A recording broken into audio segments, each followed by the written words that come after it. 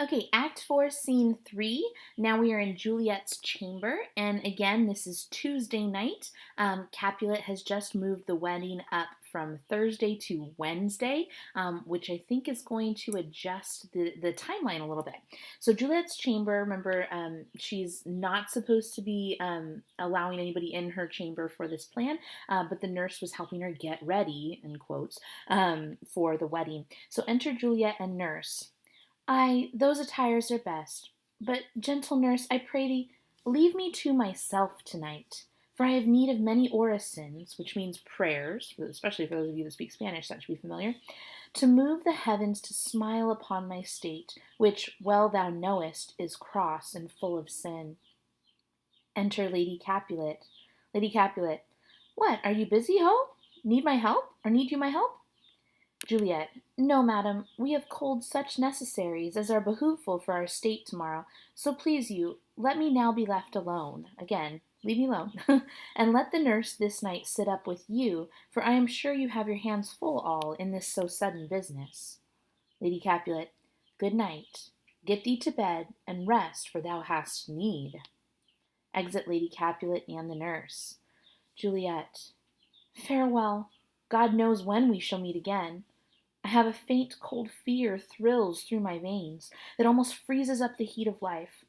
Oh, call them back again to comfort me. Nurse! Oh, what should she do here? I want to pause for just a second. Juliet is about to speak by herself alone on stage. So again, I just want to remind us, this is a soliloquy, okay? So she considers calling them back for comfort, but she's like, no, I can't. My dismal scene I needs must act alone. Come, vial. Vial would be like the little container for the potion, so she's talking to the potion here. What if this mixture do not work at all? Okay, so that's a fear. What if it doesn't work? Shall I be married then tomorrow morning? No, no, this shall forbid it. Lie thou there, laying down her dagger. So her fear number one is, wait a minute, what if this potion is a total, placebo, like it doesn't actually do anything? And she's like, well, I guess I at least have the power to change things myself, right? This shall forbid it. Second fear, what if it be a poison, which the friar subtly hath ministered to have me dead, lest in this marriage he should be dishonored, because he married me before to Romeo.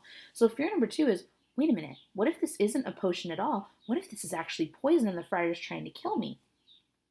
She says, I fear it is, and yet methinks it should not, for he hath still been tried a holy man. Meaning, no, the friar, no, he's a holy man. He's not going to kill me, right? I find this fear to be a little bit interesting, though, anyway, considering what she just said before, right? Like, oh, if it doesn't work, I'll just kill myself. And then her second fear is, well, what if it kills me? It's like, well, you just said you're willing to kill yourself, so I don't know why that should be a fear, but okay. Next one here. How if, when I am laid into the tomb, what if I wake before the time that Romeo come to redeem me? Well, there's a fearful point. Shall I not then be stifled in the vault, to whose foul mouth no healthsome air breathes in, and there die strangled ere my Romeo comes? So now she's like, well, what if I actually suffocate in the tomb, right? Or if I live, is it not very like the horrible conceit of death and night, together with the terror of the place, as in a vault, an ancient receptacle where for these many hundred years the bones of all my buried ancestors are packed?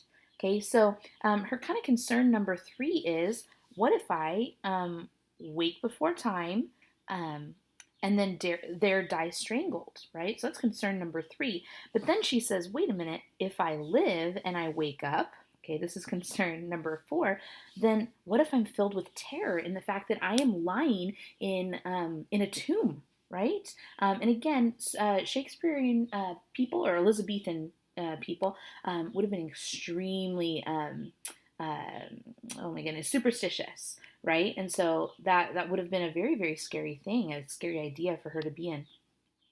Where bloody Tybalt, yet but green in earth, lies festering in his shroud. Hey, the truth is, Tybalt's freshly buried body will be in there, which is kind of creepy too. Yet but green in earth. lies festering in his shroud, whereas they say at some hours in the night spirits resort. Meaning, what if there are ghosts when I get out, when I wake there? Alack, alack!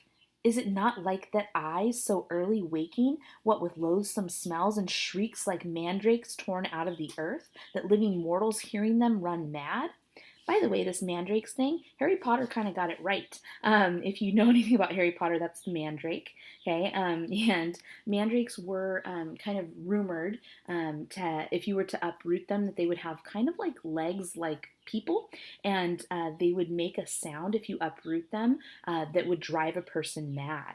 And so she's like, what if this is another concern, not only just to be scared in general, okay, but concern number 5 is, wait a minute, what if I wake up, he's not there, and I'm actually driven mad by spirits and sounds that, make me lose my mind?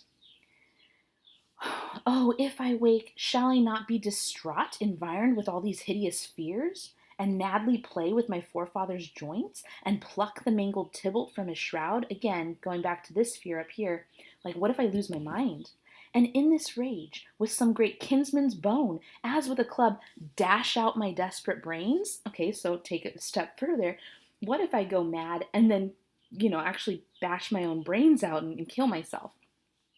Oh, look, methinks I see my cousin's ghost seeking out Romeo, that did spit his body upon a rapier's point. Stay, Tybalt, stay. Romeo, I come.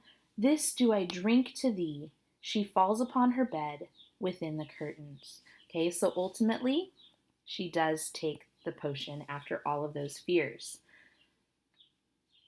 And that will end scene 3 of Act 4.